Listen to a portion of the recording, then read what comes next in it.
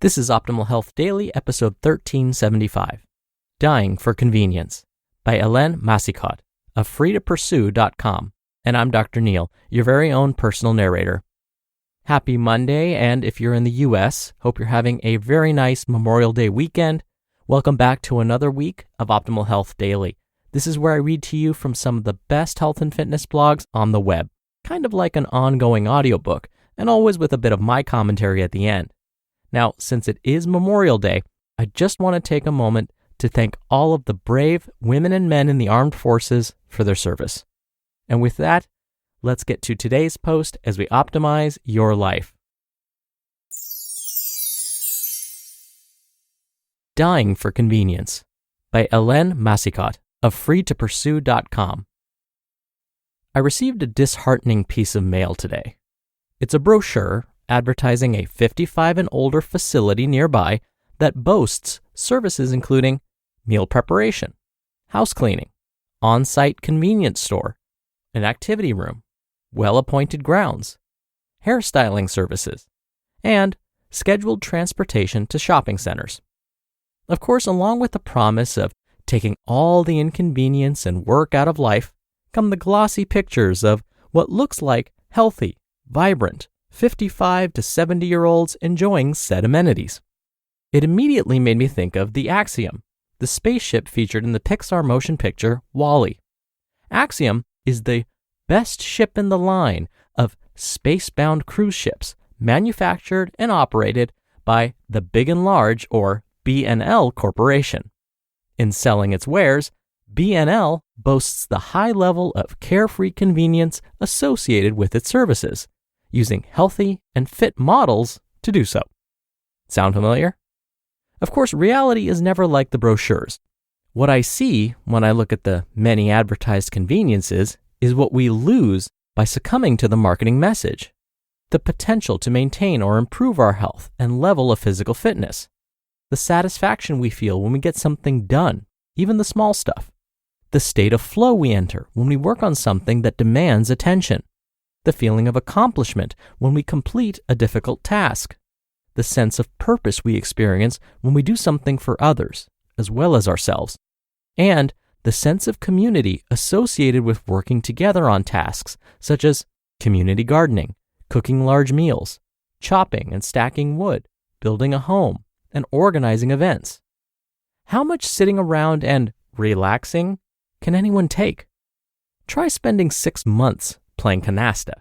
What might at first have looked like the perfect solution to living the good life turns out to feel pretty boring. We can start to feel pretty lost, pretty useless. It's like sitting around waiting for our number to come up, as opposed to making the most of the journey. Passengers living on the Axiom offer a view into the future for those who are dying for the type of convenience found in these 55 and older brochures. They're immobile blobs who've come to depend on the ship's services, not only for convenience, but for survival. Every service is offered at the touch of a button, and few of the passengers even seem capable of independent thought. The passengers may exist, but one could hardly say they're really living. Unfortunately, we see evidence that we're moving in that direction every day, and that's not my idea of a future I want to enjoy. Convenience is killing us. It's time for the convenience pendulum to reverse course. Modern conveniences are literally killing us. We drive everywhere, buy fast food, read sound bites instead of reading books or watching full-length documentaries, order products and services at the click of a button, and have them delivered to our door. We're increasingly outsourcing our life. As a part-time coach, I see the deleterious effects of seeking convenience every day. I see obesity, frailty, weakness, laziness, boredom, fickle interests, impatience, displaced anger, frustration, all of these at the slightest delay, and an increasing questioning of the purpose of doing anything for the mere sake of enjoying the doing and not just the end result. Hedonic adaptation isn't confined to income or status. It also applies to increasing creature comforts and lack of physical discomfort and or mental challenge. Given this fact, maybe calling it the hedonic treadmill is even more apropos. Use it or lose it. The lack of mental and physical effort many of us expend on a day-to-day basis is making us lazy and weak in both mind and body, and it's robbing us of our right to feel content. Despite what the latest healthcare and freedom commercials will tell you, the solution to the problem isn't likely to be found by taking a pill or whipping out the plastic, including the purchase of anything motorized. We need to protect our most important asset, our health. And the solution is to do stuff, even what we consider the hard stuff. To truly live a satisfying life, we need to see conveniences as treats, not as the norm to everyday life. That's what makes the rest of our day and the rest of our days sweeter. Just like Alex and Ruth in the movie 5 Flights Up, we need to do things that are difficult, not easy, and we need to do that often. We also need to feel what it's like to accomplish something difficult. We need to expand our mental and physical comfort zones. We need to use all aspects of our talent, and we need to do so as long as our physical and mental selves allow, because that is the best way we know how to feel truly alive. We're not meant to merely exist. We're meant to thrive. You just listened to the post titled, Dying for Convenience, by Helene Massicotte of freetopursue.com. You're the hiring expert for your company, and what you really need is help making your short list of quality candidates. You need a hiring partner who helps make your life easier. You need Indeed.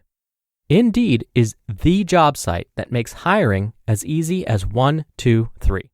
Post, screen, and interview all on Indeed. Get your quality short list of candidates whose resumes on Indeed match your job description faster. Only pay for the candidates that meet must-have qualifications, and schedule and complete video interviews in your Indeed dashboard. And I can tell you from my own personal experience, whenever my students are looking for a job after they graduate, I always tell them to start their search at Indeed.com. Get started right now with a free $75 sponsored job credit to upgrade your job post at Indeed.com/health. Get a $75 credit at Indeed.com/health.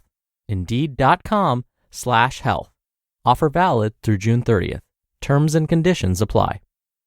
Dr. Neil here for my commentary. I remember attending a professional conference where one of the sessions was all about living a longer and healthier life. One of the speakers was a physician and researcher that spent years studying those that lived beyond the age of 70 and were still thriving. He presented these results and found that there were some common themes that popped up.